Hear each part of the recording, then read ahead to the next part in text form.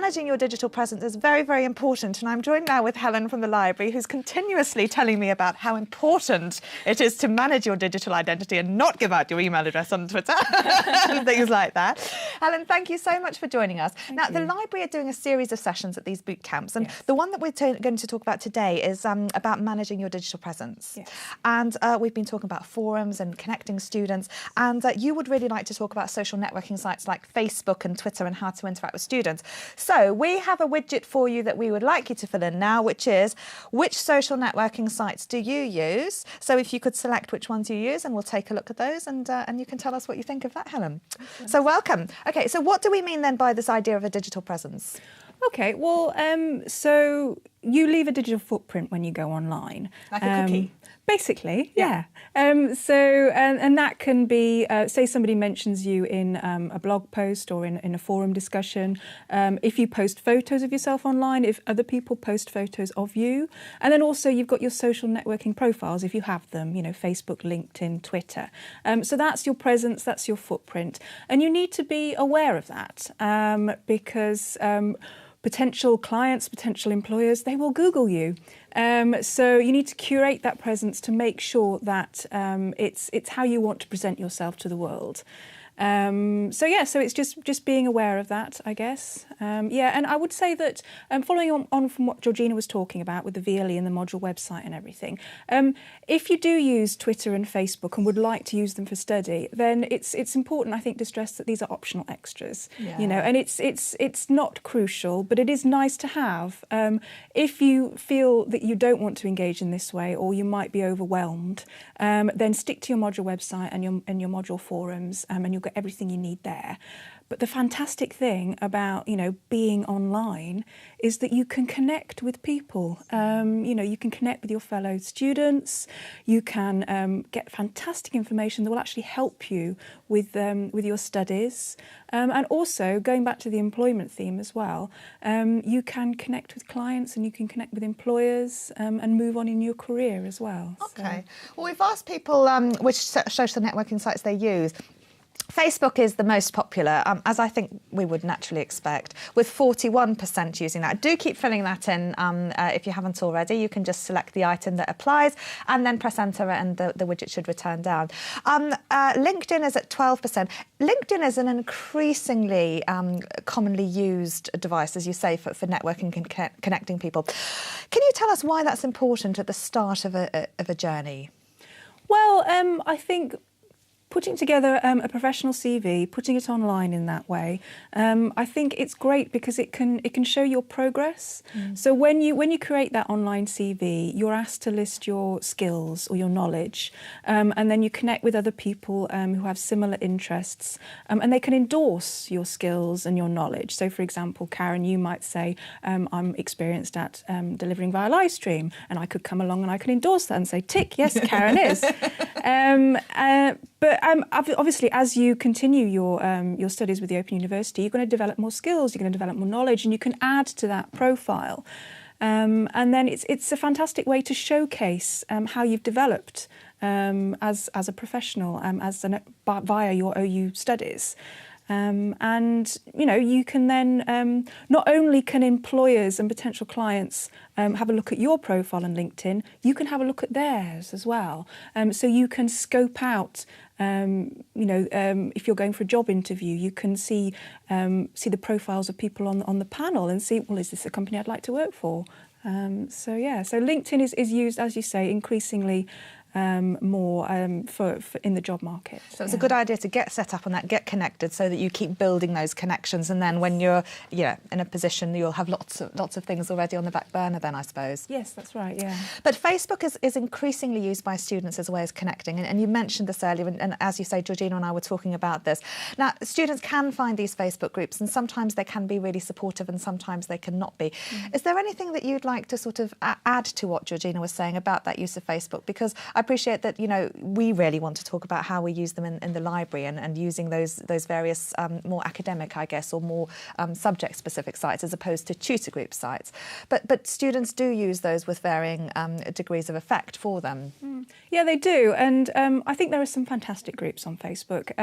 For example, there's the OU Dead Horse group, which is brilliant because it's run by experienced students and they'll post questions and answers in one post. And it's a great way to, if you're feeling a little bit overwhelmed by the OU procedures and acronyms, then it will help you to maybe get up to speed with that. And I think sometimes we forget that being an OU student can be quite isolating.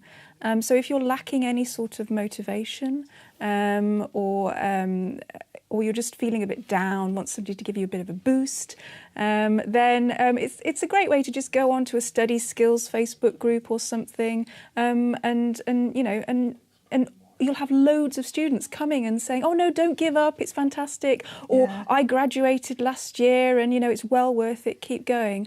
Because of course in a campus university you get that by just going for a cup of coffee with your fellow students, whereas you know we have to sometimes make the effort to build those communities when we're working online. It's interesting. A lot of people are saying, you know, in the chat that they're worried about, you know, whether or not these OU, you know, the Facebook groups are OU and genuine, and a lot of them are just set up by people as support networks, aren't they? So the OU don't actually run Facebook groups as such. And some very good advice from a tutor out there not to give personal information out on Facebook. You know, you can pick up and use them, you can come off them if they're not supportive, but they're not for everybody. But for some people, as you say, Helen, they are very supportive.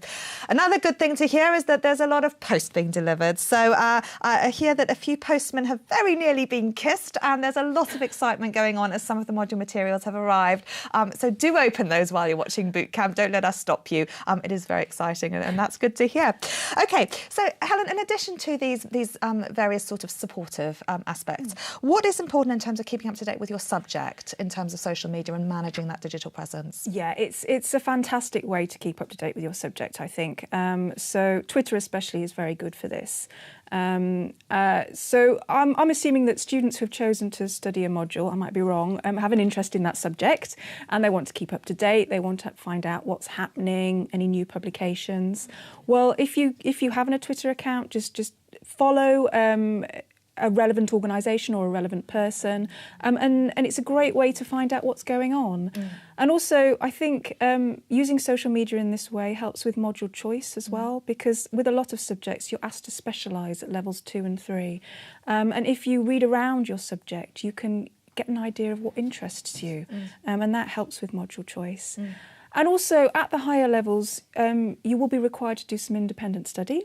And this is a fantastic way to find out what's being published and any news in your subject area as well. So I guess it's really immersing yourself then in the things that interest you, and just, you know, when you've got a few minutes spare and you can just, you know, flick through your Facebook feed. If you like the things that are going to sort of support that, then you can always go and find articles, etc. Yeah, and so maybe spend a little bit of time finding out the key organisations and people to follow. So, for example, as a history student, you might want to follow an academic or populist magazine like History Today, because they'll not only tweet about their upcoming articles and issues, they'll also retweet and link to stuff that's relevant to history.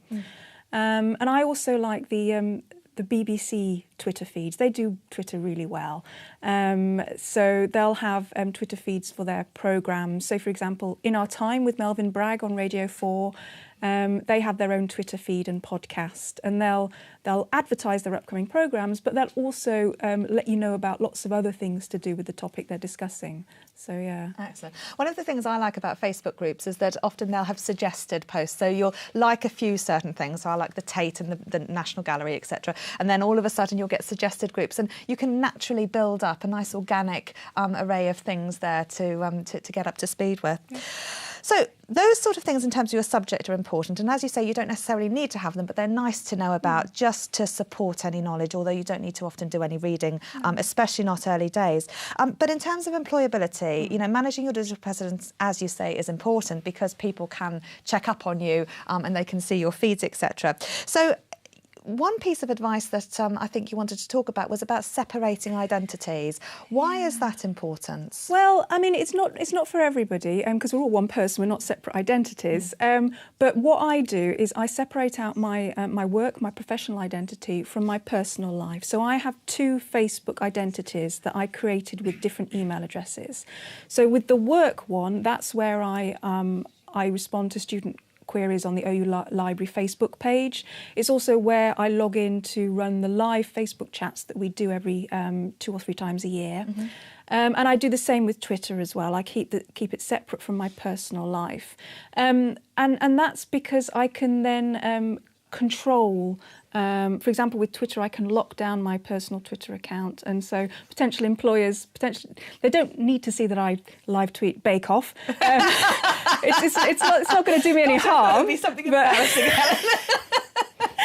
But it's perhaps not relevant to the people who follow me for librarian stuff. No, but that's a really good point. For some of our students who are thinking about joining Facebook groups, in particular with all of these various issues around privacy settings, that might be a really nice idea so that their identity is to some extent protected, especially when you've got, often pictures of your animals and children and various things on your own Facebook page. You might not want other people having access to that, especially if you're joining a fairly large group.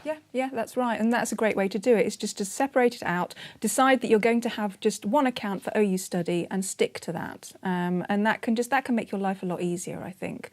And also, there are some tools that can help you do this as well. So, for example, there's a tool that you can use with Twitter called TweetDeck, where you organise, it's organised into columns. So, for example, in one of my columns, I have OU people, and all the tweets are from OU people. And then I have another separate column for university library Twitter accounts, and it's just a quick way for me to quickly scan down, see what's happening out there, and then if there's anything I want to follow up on, then I can. So it's think about having these separate accounts, think about learning the tool, making it work for you.